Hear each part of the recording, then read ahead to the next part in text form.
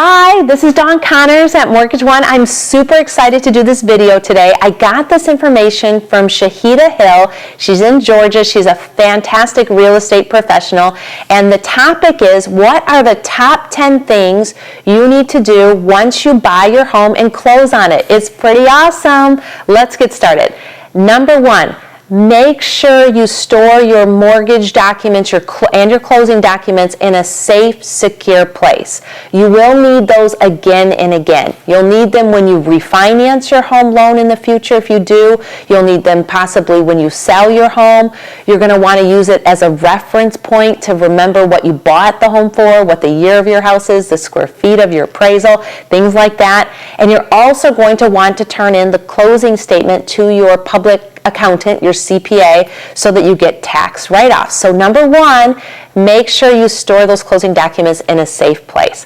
Number two, be aware of scams. It's crazy, but when you close on your home loan, two things happen. The mortgage and the deed become a public record. They get filed with the local county. So people know your business. They know what lender you use, they know how much you borrowed, and they know your sale price. So what starts to happen is you get scammed by you get mail that looks like it's official saying, hey, get a copy of your deed for $75. Just get us this money and we'll get you a copy of your deed. Well, your deed is automatically sent to you by the title company within 6 weeks of your closing.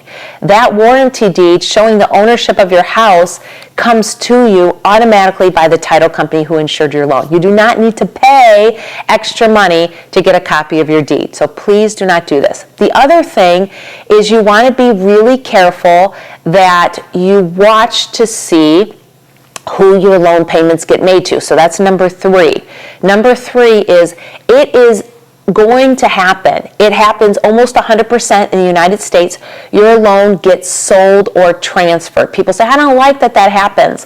I will tell you that the United States of America is the only country in the world that offers fixed rate mortgages. We are the only country in the world. And how we do it is through selling off these mortgage-backed securities back into 401ks, into mutual funds, into mortgage companies rebuying these back. If not, that 2%, 3% interest rate that you got, 4% interest rate that you got is a hot potato that a bank doesn't want when markets move up to 6, 7, 8% interest rates. They want to be able to lend their money at 6, 7, and 8%, and they can't if they're holding on to your loan. So almost all, greater than 90% of all loans get sold or transferred. How does that matter to you? Well, who you make your payments to over time will change, but the terms of your loan can never change. This is where scam opportunities come in. When you get a notice for a loan transferring, you should get a notice from your original lender that matches up. So let's say you had Wells Fargo, and let's say they were changing to AmeriHome. Well, then you should get a notice from Wells Fargo stating that it's going to transfer to AmeriHome, and then you'll get a notice from AmeriHome saying that it's transferring to them. The law states that you have to receive that notification and some sort of notice 60 days before the transfer. So if you don't remember receiving that notification from the original lender, don't do anything until you call the original lender, let's say Wells Fargo, and verify that they in fact sold your loan to the next company, AmeriHome. Because what you don't want to have happen is send your mortgage payments, set up automatic payments to a wrong, erroneous mortgage company, and that is happening. It's craziness. That is number three. All right, we're ready for number four. Number four is to change all utilities into your name. You want to make sure that you do this because you hate to wake up one day without heat, without lights, because you forgot to do this and the previous owner transferred them out of their name. Sometimes they will give you to the end of the month, to the end of the week, but it is important, just in case, that you transfer the utilities into your name as of the day of closing. Unless the sellers are staying after for a certain period and renting the house from you, and they have some occupancy, say for 30 days. You just want to make sure that you don't forget to coordinate that utility change. The next one is to change over codes on your things like, okay, so let's talk about that. Door locks and codes to access your garage and to get into your home. If you forget to do this, that old previous owner has the codes on your access to your garage and into your home, and you want to make sure you change your keys. So as a reminder, don't forget to do that. So now we are through 5. So we're halfway there. Before we continue, if you could please like, share, and subscribe to my YouTube channel, that would be fabulous. And if you hit the bell button, then you'll get notifications when I put out new videos so that you can see what I'm talking about each week. Moving on, so number 6 is smart technology. A lot of homes have things like smart technology.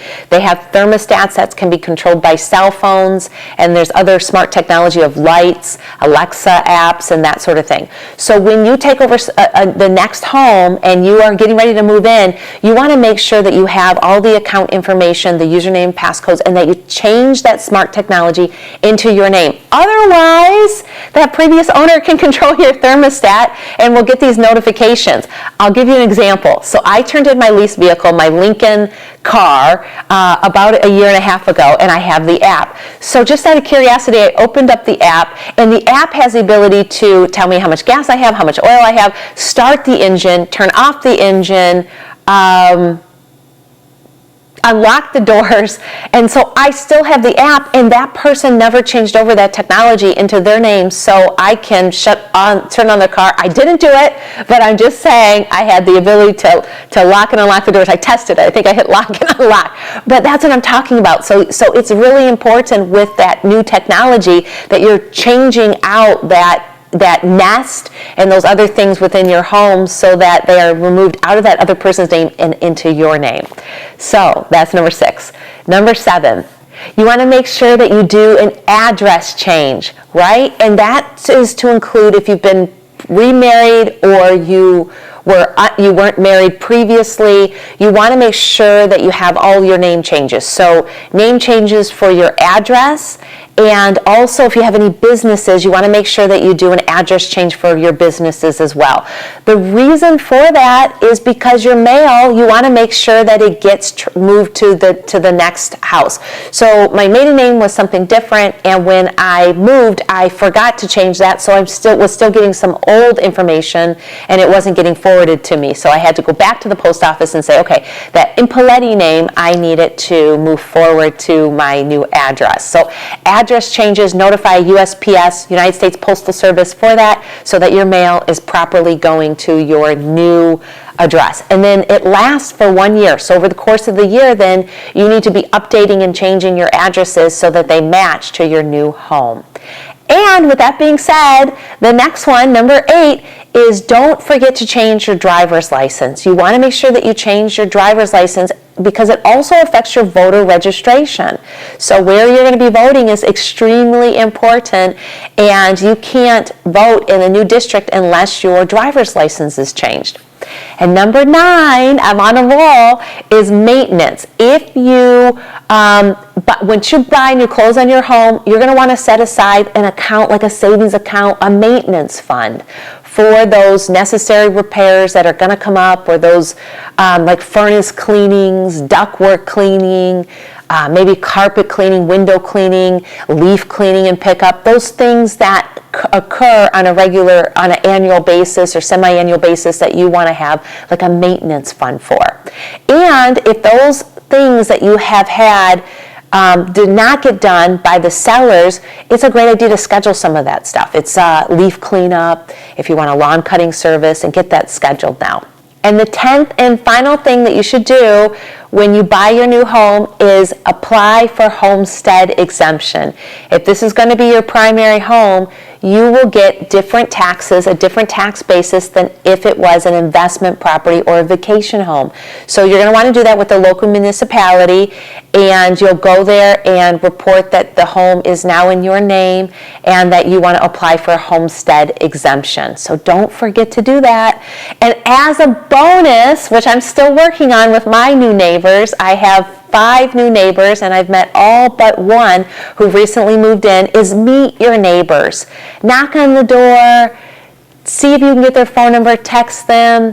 When you see them cutting their lawn, greet them, bring them a pie, bring them something that shows that you're really excited to be in the neighborhood and get to know your neighbors. It is a lot of fun, and when you need something, it really makes a difference. I had my mixer burn out on me a couple months ago, and my neighbor, my benevolent neighbor Keith and his wife, they lent me their mixer, and I was so appreciative of it. So those are my top 10 for things you want to do and you don't want to forget when you buy your home. Thanks for watching. Have a wonderful day.